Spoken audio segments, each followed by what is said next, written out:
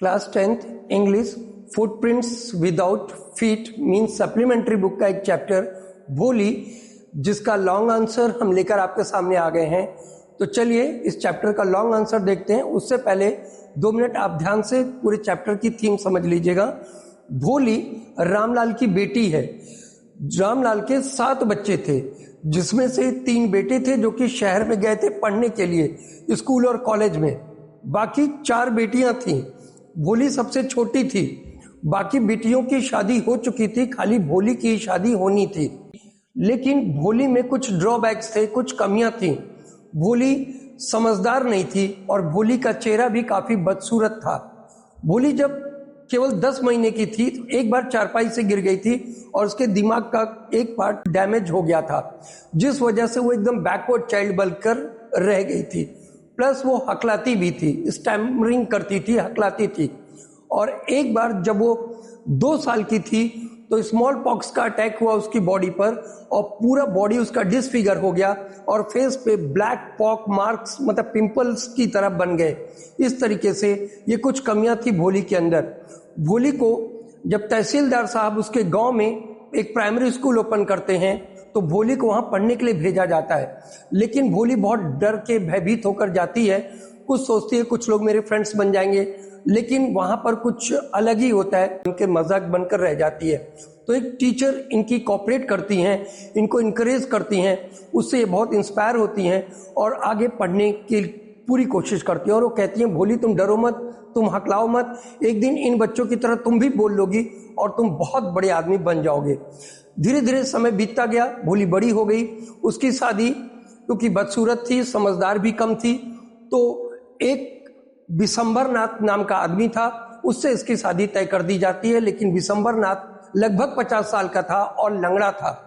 लेकिन शादी मान ली जाती है। जब शादी के दिन वो इसके पॉक मार्क्स को देखता है, जब वरमाला डालने लगता है तो पॉक मार्क्स को देखता है तो रामलाल से डिमांड करता है 5,000 रुपए की। तो रामलाल को भी इंसल्ट भी करता है। रामलाल बेचारा बहुत परेशान होता है, किसी तरह 5,000 का अरेंज करके देता है।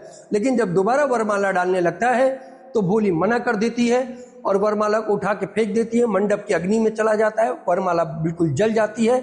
और उसके बाद फिर सब लोग जब उससे बहस करते हैं, पूरे जितने लोग वहां गैदरिंग पीपल थे, तो उनसे वो जबान लड़ा देती है। लेकिन फिर रामलाल कहते हैं बेटी आप तेरा क्या होगा? तो वो कहती है कि मम्मी और पापा दोनों लोग चिंता मत करो, मैं जिस स्कूल में मैंने पढ़ा है उसी में मैं टीच करूंगी, मतलब पढ़ाऊंगी और आप लोग का भी ख्याल रखूंगी।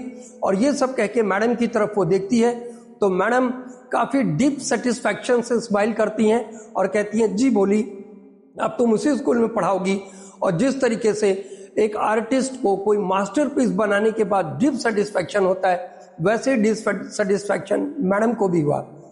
तो इस तरीके से ये पूरी चैप्टर की थीम है। अब हम आपको लॉन्ग आंसर की तरफ ले चलते हैं। तो ध्यान दीजिएगा इसका लॉन्ग आंसर। इस कहानी में एक चीज और आप ध्यान दीजिएगा, भोली का बचपन का नाम सुलेखा था। भोली का बचपन का नाम सुलेखा था और इसको फिर बाद में भोली सब कहने लगे, मतलब कि सिंपलटन। भोली कहने लगे थे सिंपलटन। अब ये लॉन्ग आंसर पे ध्यान दीजिएगा। भोली is the story of A village girl. भोली एक गांव की लड़की की कहानी है हु वाज डिस्क्रिमिनेटेड, जिसके साथ भेदभाव किया गया because she damaged A part of her brain. Brain का एक पार्ट डैमेज हो गया था व्हेन शी फेल ऑफ, जब वो गिर पड़ी थी। फेल ऑफ या फेल डाउन चाहे जो लिख लो, फ्रॉम द कॉर्ड, चारपाई से जब वो गिर पड़ी थी। शी हैड पॉक मार्क्स, उसके चेहरे पे पॉक मार्क्स भी थे। ऑन हर फेस, उसके चेहरे पे। आफ्टर एन अटैक, एक अटैक के बाद। किस चीज का? Small pox. तो स्मॉल पॉक्स का अटैक 2 साल में हुआ था और जब 10 महीने की थी तो चारपाई से गिर गई थी, जिससे उसे दिमाग का पार्ट कुछ डैमेज हो गया था। इस वजह से वो एकदम बिल्कुल सिंपलटन या भोली उसको सब लोग कहते थे। शी वॉज कॉल्ड भोली, उसको भोली कहा जाता था, जिसका मतलब था सिंपलटन। इन हिंदी में उसका मतलब होता है simpleton. Because she was considered, क्योंकि वो मानी जाती थी स्लो एंड अनइंटेलिजेंट। वो बहुत स्लो और अनइंटेलिजेंट मानी जाती थी। उसको स्लो समझते थे सब लोग और अनइंटेलिजेंट। एजुकेशन ने बदल दिया, ट्रांसफॉर्म मतलब चेंज। एक डम काऊ, एक गूंगी गाय को एक निडर, फियरलेस, बहादुर और साहसी लड़की में बदल दिया। किसने? एजुकेशन ने, जब टीचर ने उसको कोऑपरेट किया, इनकरेज किया। Bholi loved her parents, Bholi mummy papa को बहुत प्यार करती थी, very much. So for the sake, sake मतलब होता है हित, शेक मतलब होता है हित, for the sake of their respect, उनके सम्मान के लिए, एंड हैप्पीनेस और खुशी के लिए वो तैयार हो जाती है, सहमत हो गई शादी करने के लिए बिशंबर से, जो कि लंगड़ा था और लगभग 50 साल के था। Who was an old man, जो कि बूढ़ा आदमी था। But when he demanded 5,000 rupees, लेकिन वो जब 5,000 मांगने लगा एज डाउरी, दहेज की तरह या दहेज के रूप में, एंड इंसल्टेड हर फादर, और उसके पापा की बेइज्जती की, शी रिफ्यूज टू मैरी, उसने शादी करने से इनकार कर दिया। हिम मतलब बिशंबर नाथ से, to save Ramlal self respect, सिर्फ अपने पापा के आत्मसम्मान को बचाने के लिए।